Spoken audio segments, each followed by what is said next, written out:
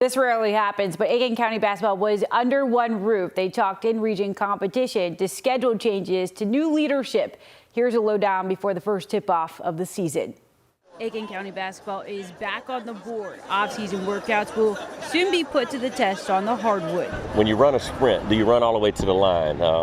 When you do a drill, are you giving every amount of energy that you have? There's something that's been just holding us back just a little bit. So we've been giving extra in everything we do. In hopes that it pays off in their new Region 4 4A schedule, the Jackets alongside South Aiken, and Midland Valley will play just about double the number of region games as they've grown from 5 teams to 8 and play each team twice. I'm just happy it's like new people, better teams in there also. You play one team in the beginning of the region, you got 7 more games to play them again. So even if you lose that first game, that next time you play them, it's not going to be the same at all. It's great collegiate playing them because they're new to the region, so it's going to be different, and they have a lot of good players.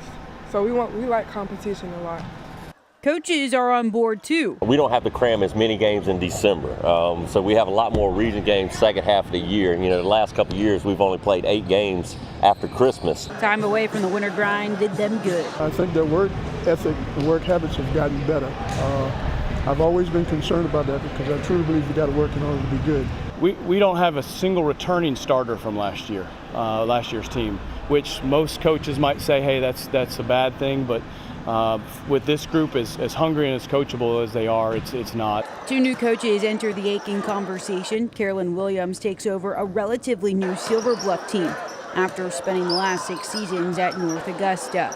Inheriting a team that all 5 starters graduated, it's difficult. But when you have girls that are just hungry and willing to work and, push themselves and they motivate themselves, I think, you can always work with that. Dave Corder, who has more than 20 years experience, takes the helm at Midland Valley. In your first year anywhere, to be honest, you're trying to kind of figure out who wants to get on the bus and who wants to get off the bus. But we think once we get the right chemistry of players and they get a consistent daily routine, a work ethic, then hopefully our program will get off the ground and improve.